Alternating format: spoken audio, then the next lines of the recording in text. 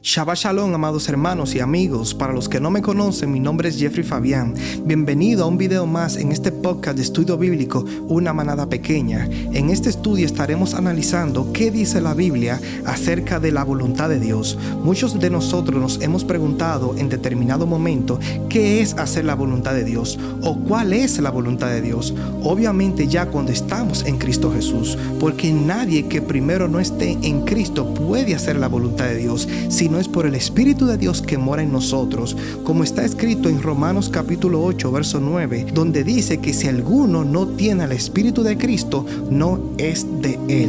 Pero el primer paso para una persona comenzar a hacer la voluntad de Dios, primero debe de reconocer que es pecador, arrepintiéndose de sus pecados, como está escrito en el original griego, metanoia, haciendo un cambio de mente, una transformación del pensamiento y del camino de perversidad, aceptando a Yeshua o Jesús como Señor y Salvador de su vida para vivir en vida nueva. Pero los que ya estamos en Cristo, hay unos pasajes que habla de la voluntad de Dios. Uno de los pasajes es donde María y los hermanos de Jesús lo están buscando y vemos una declaración que el Señor hace, y esto se encuentra en Marcos capítulo 3 verso 31, diciendo: vienen después sus hermanos y su madre, y quedándose afuera enviaron a llamarle, y la gente que estaba sentada alrededor de él le dijo: tu madre y tus hermanos están afuera y te buscan. Él les respondió: ¿quién es mi madre y mis hermanos? Y mirando a los que estaban sentados alrededor de él, dijo: he aquí mi madre y mis hermanos, porque todo aquel que hace la voluntad de Dios, ese es mi hermano, mi hermana y mi madre. En estas palabras de Jesús vemos que solamente pertenecen a Dios los que hacen la voluntad de Dios, y la palabra de Dios nos muestra algunos pasajes que debemos de tomar en consideración, y en este video analizaremos unos cuantos.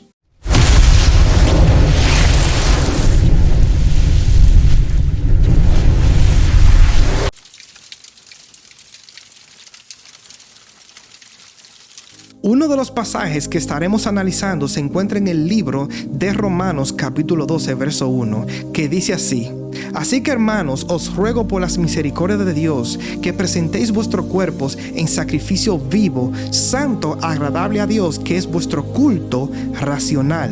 No os conforméis a este siglo, sino transformaos por medio de la renovación de vuestro entendimiento, para que comprobéis cuál sea la buena voluntad de Dios, que es agradable y también perfecta. Aquí vemos que en este pasaje el apóstol Pablo nos enseña que para poder conocer la voluntad de Dios, que es agradable y perfecta, primero debemos de presentar nuestros cuerpos en sacrificio vivo y santo, o sea, apartado, que es nuestro culto racional. La palabra culto en griego, según la concordancia Strong, es 2999. Que significa ministración de Dios, adoración, culto, oficio o servicio. Entonces debemos presentar nuestros cuerpos como sacrificio vivo, santo, agradable a Dios, en adoración y ministración de Dios en nuestra mente y corazón, porque la palabra racional viene del raciocinio, que según la RAE, por sus siglas Real Academia Española, dice que es la facultad de racionar, razón, entendimiento, discernimiento, conocimiento, inteligencia, que es cuando una persona desarrolla un pensamiento o analiza un hecho o un discurso. Lo que hace es apelar a la razón. A través de una compleja actividad cerebral, el individuo pone en marcha los diferentes mecanismos del raciocinio, y la palabra racional en griego que se usó en la palabra de Dios es lógicos, del número 3050, que significa racional o lógica. Y entonces, una vez empleada esta forma de presentarnos en sacrificio vivo, conoceremos la buena voluntad de Dios, que es agradable y perfecta. Nuestra fe, creencias y doctrina no pueden estar basadas en opiniones de hombres corruptos de entendimiento y falacias tradicionales, sino de la palabra de Dios. Y de esta manera, como dice en el verso 2 de Romanos 12, no nos conformaremos a este siglo. La palabra siglo en griego es aion, que es edad, era, siglo, corriente de este mundo. Así que no sigamos las corrientes de este mundo, sino que nos transformemos por medio de la renovación de nuestro entendimiento. No podemos seguir arrastrando las mismas conductas que teníamos en el mundo, sino renovarnos cada día. Por esto es que necesitamos nacer de nuevo. Hay otro pasaje que nos muestra qué es la voluntad de Dios y la vida que agrada a Dios, y se encuentra en 1 de Tesalonicenses capítulo 4 verso 1. Por lo demás, hermanos, os rogamos y exhortamos en el Señor Jesús que de la manera que aprendisteis de nosotros cómo os conviene conduciros y agradar a Dios, así abundéis más y más, porque ya sabéis qué instrucciones os dimos en el Señor Jesús. Pues la voluntad de Dios es vuestra santificación, que os apartéis de fornicación, que cada uno de vosotros sepa tener su propia esposa en santidad y honor, y no en pasión de concupiscencias, que son deseos carnales, como los gentiles que no conocen a Dios. Que ninguno agravie ni engañe en nada a su hermano, porque el Señor es vengador de todo esto. Como ya os hemos dicho y testificado, pues no nos ha llamado Dios a inmundicia, sino a santificación. Así que el que desecha esto, no desecha a hombre, sino a Dios, que también nos dio de su Espíritu Santo. Aquí podemos ver que la voluntad de Dios es nuestra santificación. ¿Y qué es santificación? El mismo pasaje lo dice, que nos apartemos del pecado y de la contaminación de la carne y del mundo. Pues la palabra santificación en griego es hagiasmo, que significa purificación, estado de pureza, santidad, santificación. Y la palabra apartéis, de apartado, es en griego apejomai, que significa restringirse a uno mismo, abstenerse, apartar. Esto es santificación, negarnos a nosotros mismos, tener dominio propio en Cristo Jesús. En 1 de Tesalonicenses capítulo 5 verso 15 dice: mirad que ninguno pague mal por mal, antes seguid siempre lo bueno unos para con los otros y para con todos. Estad siempre gozosos, orad sin cesar, dad gracias en todo, porque esta es la voluntad de Dios para con nosotros en Cristo Jesús. No apaguéis al Espíritu, no menospreciéis las profecías, obviamente las que están aquí en la palabra de Dios. Examinadlo todo, retened lo bueno, absteneos de toda especie de mal. Aquí vemos la misma palabra griega, apejomai, negarse a sí mismo, abstenerse, y el mismo Dios de paz os santifique por completo,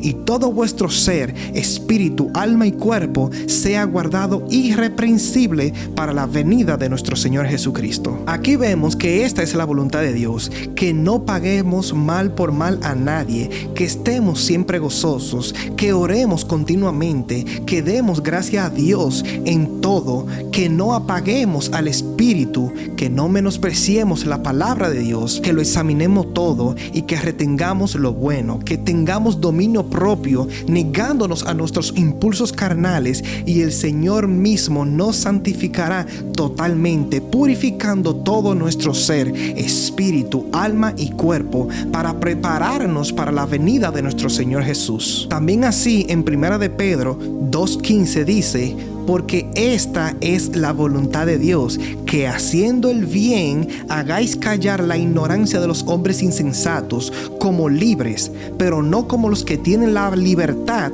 como pretexto para hacer lo malo, sino como siervos de Dios. Honrad a todos, amad a los hermanos, temed a Dios, honrad al Rey. Aquí es bastante claro que la voluntad de Dios es hacer el bien y amar y honrar a todos, que es bastante difícil, pero debemos ejercitarnos en esto más y más, porque todo lo podemos en Cristo que nos fortalece. También en 1 de Pedro capítulo 4 verso 1 dice: puesto que Cristo ha padecido por nosotros en la carne, nosotros también armados del mismo pensamiento, pues quien ha padecido en la carne terminó con el pecado, para no vivir el tiempo que resta en la carne conforme a las concupiscencias, o sea, los deseos carnales de los hombres, sino conforme a la voluntad de Dios. Dios, baste ya el tiempo pasado para haber hecho lo que agrada a los gentiles, andando en lascivias, en concupiscencias, embriagueces, orgías, disipación y abominables idolatrías.